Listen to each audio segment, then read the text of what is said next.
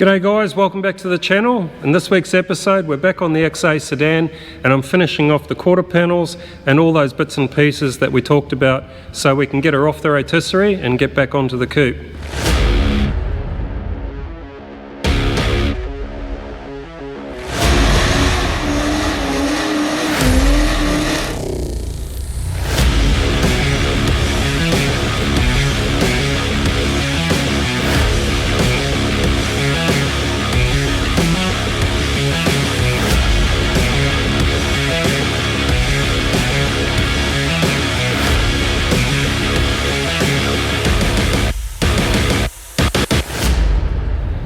Alright guys, so continuing on from last week's episode, which really appeared to put the cat amongst the pigeons. There was a lot of talk and comments about these items which we went through, which I felt, took a basic six-cylinder body shell and changed it into a V8 body shell. So there was, obviously there's some guys out there that had 6 cylinders that had some of these things on them already. There were some guys that mentioned they had a V8 which didn't have some of these things.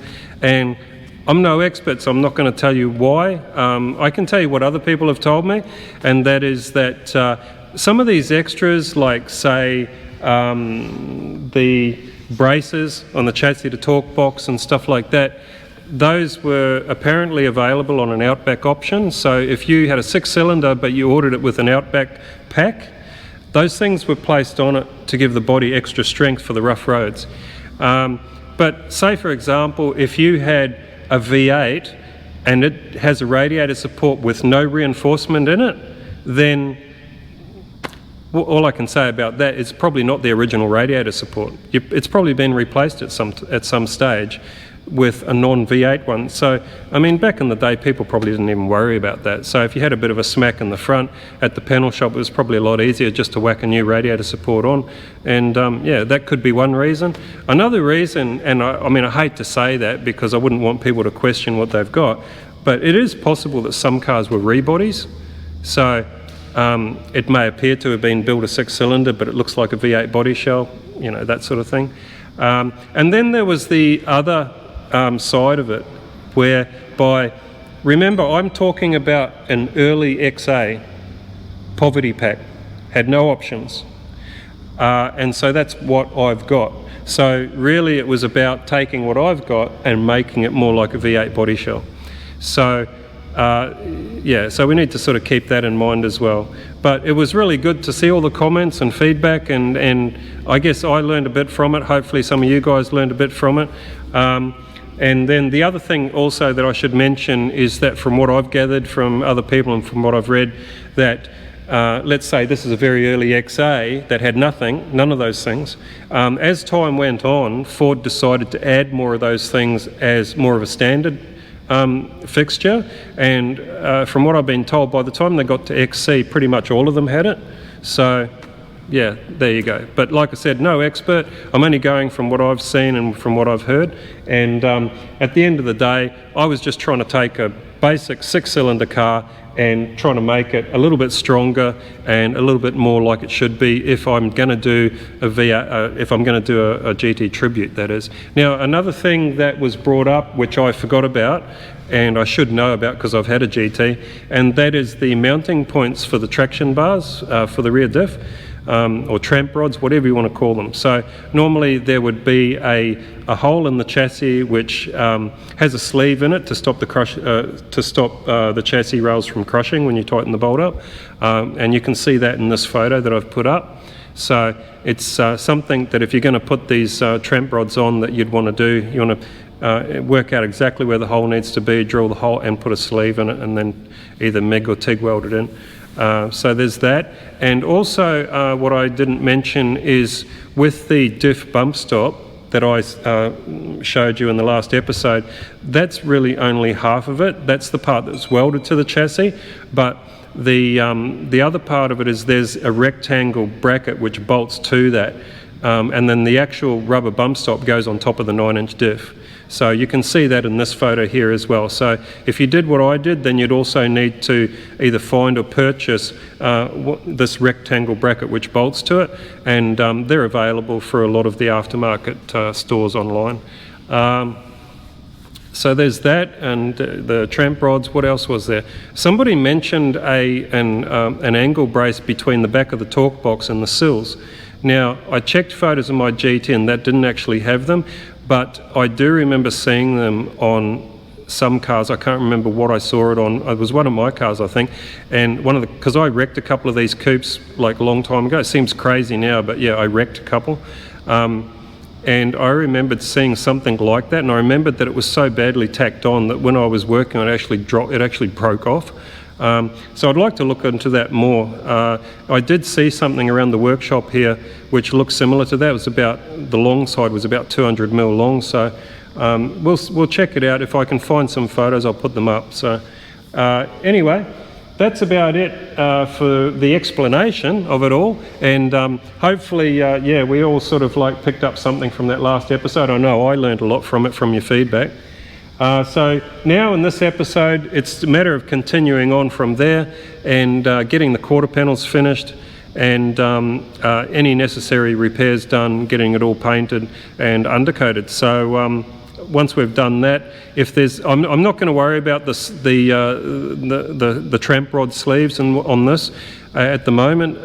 I'll worry about that later on. We can always throw this back on the rotisserie, but for now I'm just going to concentrate on quarter panels being finished and the body being undersealed, and then we'll get it off because it'll probably be parked in the corner for a while. So anyway, we'll carry on, and hope you enjoy it.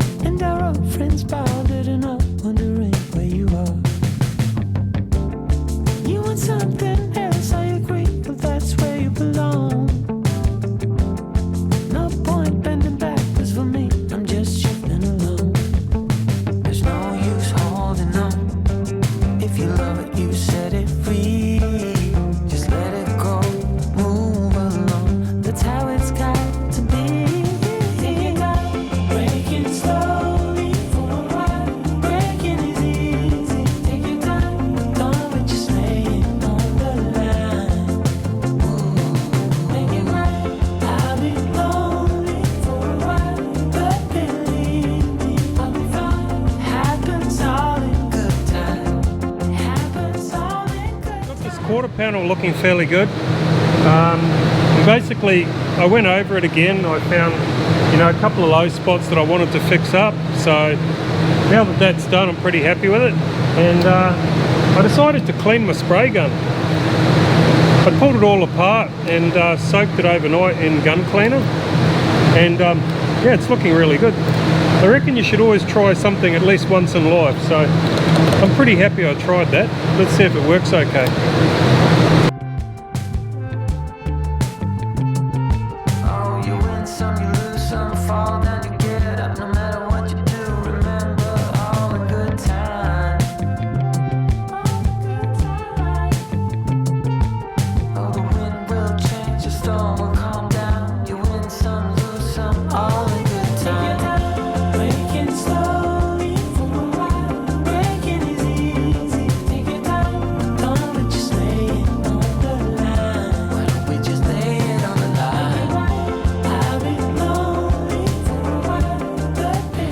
Okay, just to catch up on where we're up to at this point. So we've got this panel reasonably straight.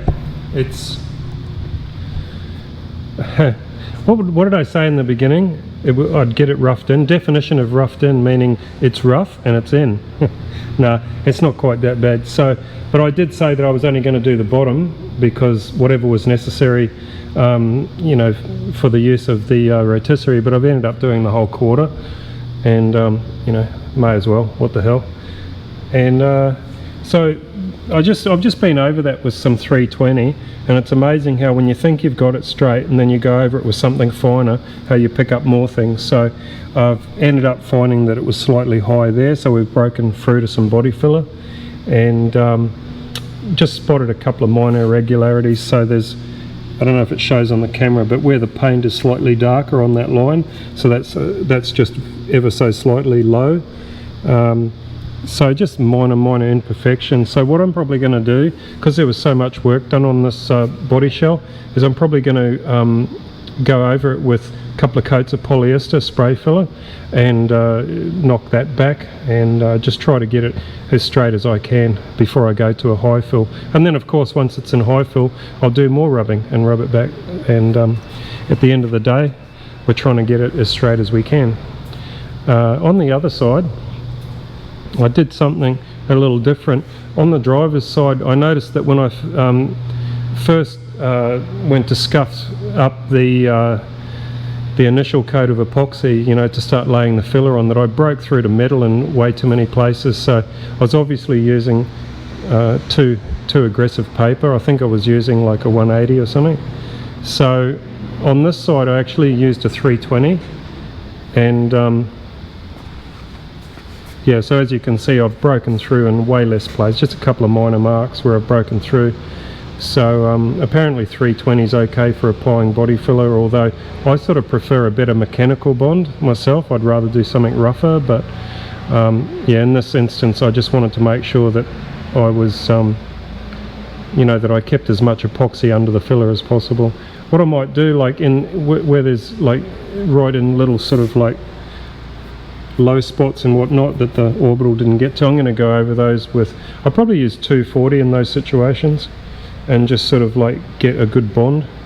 But yeah, so that's pretty much ready, and I'll just do that, touch up those low spots with some 240, and then just start applying some filler and get this side all done as well. And then probably once this side's done, I've knocked it all back, then I'll go over both sides again with a coat to seal it up. So probably doing more work than, you know, a professional shop would do, like more processes, but you know, it is what it is. I'm just sort of playing it by ear. I like the properties of the epoxy. I mean, it's quite a good filler as well. So anyway, I would have left the other side, but I ended up seeing some pinholes in the epoxy, and so I wanted to go ahead and fill them up. And basically what I did, instead of using a filler for the pinholes, I actually used some leftover epoxy paint and just put it on a tiny brush, and then just dabbed tiny amounts of epoxy into the pinhole, and that filled it up nicely, and then I left it overnight. That's why I went over it this morning with the 320 sander, just to sort of like clean up those areas where I'd been dabbing epoxy and just make everything smooth.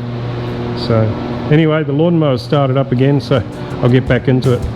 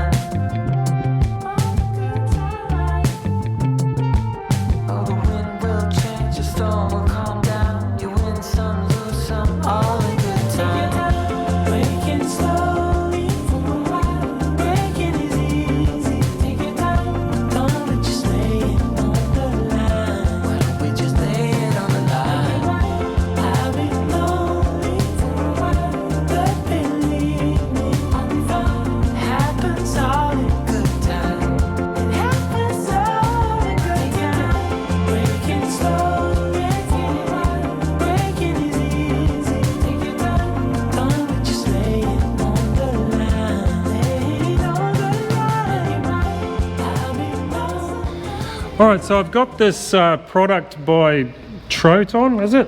It says it's a 2-in-1 anti-gravel seam sealant. So yeah, basically can be used as underbody sealer or seam sealant, depending on how heavy you want to put it on or whether you want to dilute it or whatever. So I'm just putting it on undiluted at this stage, and all I'm going to do is just go over where all the welds were, just to try to blend those in and make them not so obvious.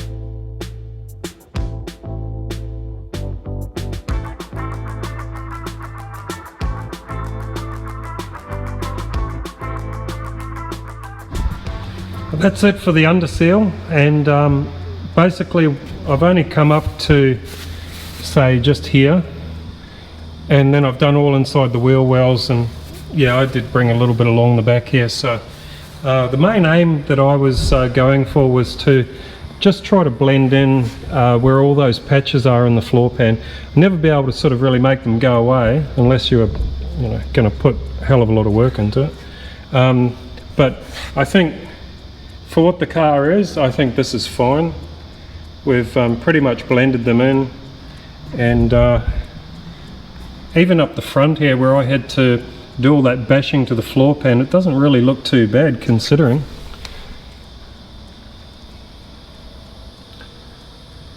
Yeah, so we're all good to go. So really what we should be doing now is once this is cured, we would probably normally go ahead and put a two-pack paint over the top of it just to seal everything. Whether I do that, I just haven't made up my mind yet. And then there's the other thing, like there's a couple of missing things, like for example this little brace that goes across to the sill. I'm missing that for this side. Now it may be laying around here in the workshop, but I can't find it, so I'm just going to leave that for now. There are these braces that I briefly mentioned before. Maybe I'll bother. Maybe I won't bother with them. I don't know. And what else? Yeah. So we've got the tramp rod mount, which is probably going to be about somewhere here. Again, we'll do that later. But for what I was initially set out to achieve was to get all the steel fabrication done and get the bodies sealed. We've pretty much accomplished that, so pretty much happy with that at this stage. So